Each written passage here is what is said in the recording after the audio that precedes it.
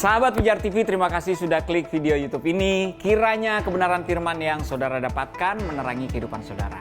Dan untuk mudah menyaksikan video-video lainnya dan mendapatkan update dengan cepat, gimana caranya? Klik subscribe-nya. Jangan lupa berkat Tuhan jangan disimpan sendiri.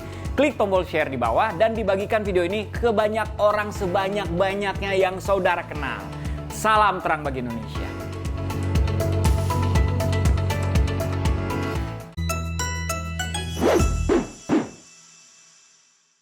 Memang kalau kita belajar di Alkitab tentang posesif ini ya, itu tuh sekali lagi Alkitab nggak menjelaskan secara detail dan lain sebagainya, tapi ada sebuah kata yang menarik teman-teman. Posesif itu asal katanya dari apa coba ya? Apa? Possess. Jadi posesif itu adalah to possess, untuk menguasai, Wow. untuk mengontrol. And you know what? Di Alkitab bahasanya apa yang dipakai? Apa? Witchcraft. Wah, Tipu daya. sihir. Sihir. Jadi ternyata yang dukun bukan yang mana, kita sendiri bisa jadi dukun. Karena waktu kita posesif, kita dukun karena kita berusaha untuk menguasai. Kita berusaha untuk possess. Kita berusaha untuk mengontrol. Padahal Tuhan kita aja dia memberikan kehendak bebas buat kita. Ya, bahkan untuk hal keselamatan aja dia nggak berusaha untuk possess, dia nggak berusaha untuk mengontrol kita. Sehingga kita jadi robot, tapi dia memberikan kebebasan supaya dia memilih, supaya kita memilih untuk mengasihi dia dengan kerelaan hati kita. Dia nggak mengontrol sedemikian rupa. Nah, masa kita mau mengontrol kehidupan orang lain, sehingga mungkin itu akan menjadi kepuasan buat diri kita sendiri sih, untuk memuaskan ego kita sih sebetulnya yang. Nah, ini bahaya untuk kata-kata menguasai, possess, kontrol. Waduh, ini bahaya banget ya, serem banget. Serem teman-teman, witchcraft loh. Dan biasanya di suatu hubungan itu ada yang sesuatu yang tidak semestinya dijalani atau dilakukan, makanya jadi posesif gitu. Biasanya gitu, antara dampak dari pasangannya atau mereka ya tadi kayak terikat seks bebas gitu ya. Kalau sebelum menikah udah melakukan seks bebas, itu biasanya waktu pacaran gitu ya, udah melakukan sesuatu yang tidak semestinya dilakukan, itu biasanya akan jadi insecure dan posesif karena dia belum jadi milik kita kan. Kalau sudah menikah itu akan jadi indah karena memang dia sudah milik kita dan emang menimbulkan keterikatan satu sama lain gitu ya. Pengennya dia ada sama kita terus gitu. Nah, waktu belum dijalani semestinya, kita sudah melakukan sesuatu yang sebenarnya di luar area pernikahan, itu biasanya akan timbul tuh posesif, overprotective, insecure dan lain-lain. Itu tuh akan timbul tuh. Karena apa coba? Karena sudah merasa memiliki. Ingin menguasai. Jadi ibaratnya lo tuh gua kuasain. You are mine. Lo gak boleh kemana-mana. Ini kan jadi serem ya. Sesuatu hal yang sangat menyeramkan di witchcraft. Dan buat aku ini menjadi toksik yang luar biasa untuk dalam hal posesif ini. Sementara kasih mengajarkan untuk kita memberi.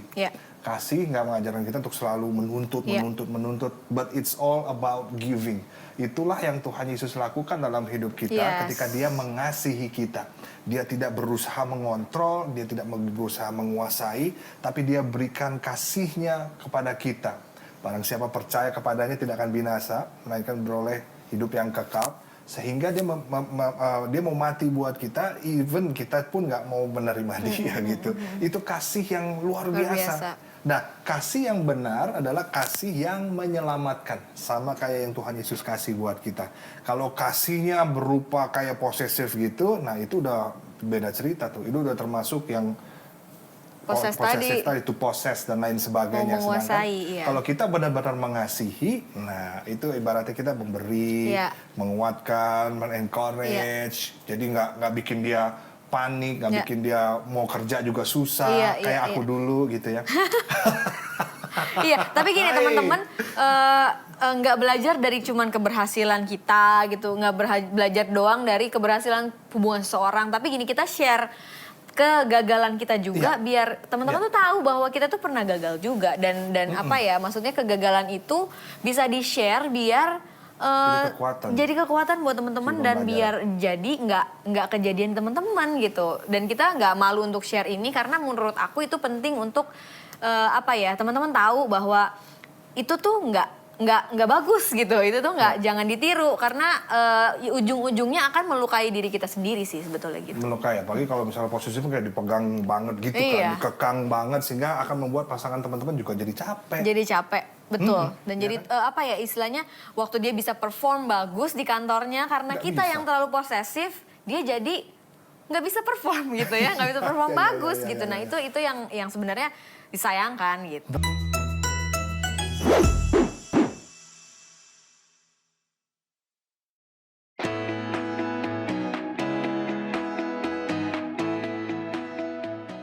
Sahabat Pijar TV, terima kasih sudah menjadi pemirsa setiap program-program Pijar TV.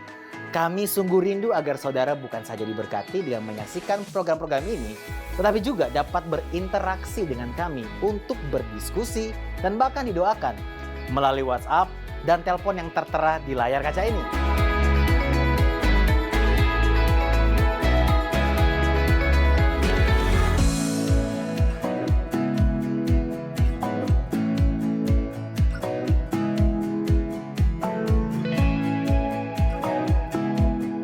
Hubungi kami sekarang melalui WhatsApp, tim respon Pijar TV siap untuk melayani saudara.